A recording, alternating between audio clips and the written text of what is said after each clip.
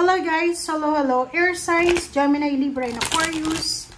Welcome dito sa aking channel, Kapalaran 888, Air signs. Alamin natin kung anong messages, vibration, gabay energy para sa inyong lahat. Air signs, Gemini, Libra, and Aquarius. This is for the next 72 hours. Sing, 45-9. Air signs. Wow, deep breathing.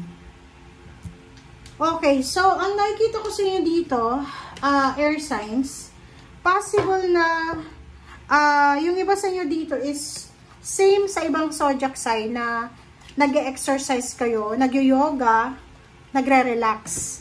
Eto deep breathing parang sinasabi ng barahan na maybe may kailangan kang desisyon na gagawin, medyo ninenervyos ka, or maybe nai-stress ka. Pakicomment sa comment section. Kung nai-stress ka, kasi sobrang stress to diba? Stress hanggang sa ulo. Medyo balisa, medyo stress, may anxiety ka ba, depression, or nagagalit ka, naiinis. Deep breathing daw. Inhale, exhale. Hold your breath. Diba? Parang ganon. Inhale. Hold your breath. And exhale. Parang ganon. So, gawin mo siya 19 times. Yun yung sinasabi dito. Or 20 times. And sing. Diba? Kung halimbawa na pakiramdam mo, stressful na yung paligid mo, kumanta ka. Diba? May YouTube ka dyan. Kumanta ka, sumabay ka sa music. Yung music, sobrang nakakatulong yan sa atin. So, if you're stressed, feeling pain, feeling disappointed, feeling betrayed, feeling disturbed, sinasabi na mag-relax ka. Breathe in, breathe out. Okay?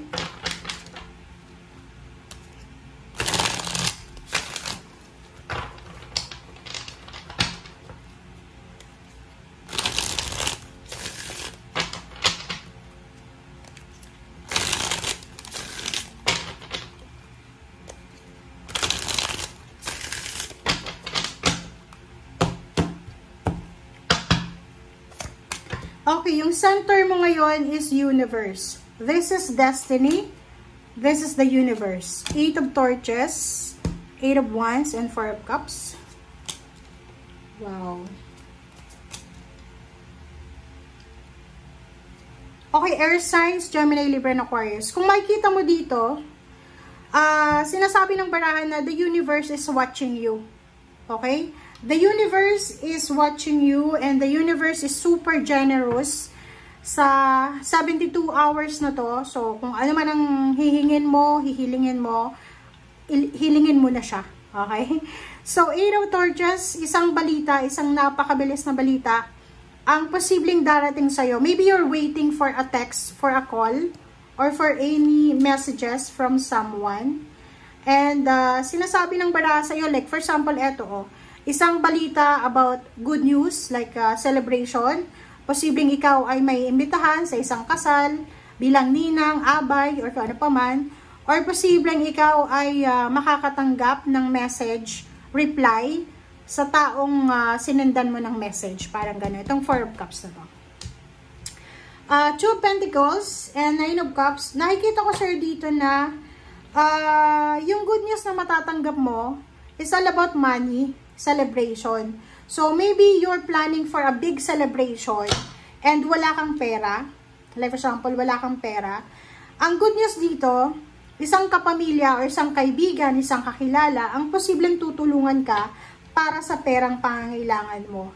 Nakikita ko sir dito na isang kamag-anak or maybe yun, bloodlines, friends, ang posibleng mababalitaan mo na nanalo sa loto.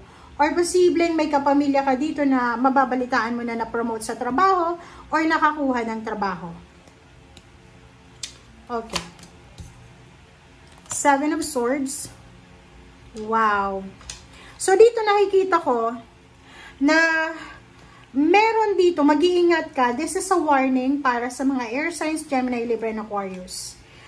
Meron dito na isang kasign mo, it's either Gemini or other zodiac sign, and ang taong to ay posibleng rason kung bakit ka malungkot. Maybe there's someone na binibetray ka or binitray ka, or there's someone na binackstab ka or trinador ka. Okay? So, mag-comment ka sa comment section kasi kung makikita mo to, umiiyak ka sa gabi eh. Yung parang,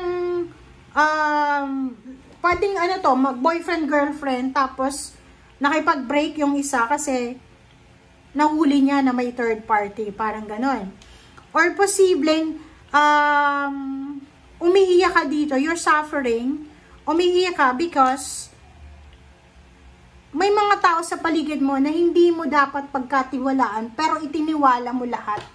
Yung parang, halimbawa, ito yung ano mo, yung in-laws mo or yung pwedeng manugang mo na akala mo sobrang bait, sobrang ganyan, hindi mo alam sobrang traidor pala. So, pwedeng yan yung rason kung bakit ka maiiyak sa sobrang sama ng loob. Okay, Queen of Cups, Ace of Torches, and the Knight. So, nakikita ko sa'yo dito na you need to calm yourself. Kailangan mong kalmahin ang sarili mo kasi pag hindi mo kinalma yung sarili mo, yun nga sabi sa'yo dito, posibleng ma-stress ka and posibleng magkaroon ka ng stress-related na sakit kasi masyado kang stress. Kung makikita mo dito, isa sa rason kung bakit ka disappointed, kung bakit ka umiiyak, hindi ka makatulog sa gabi, iyak ka ng iyak kasi, yun na nga, you're disappointed eh.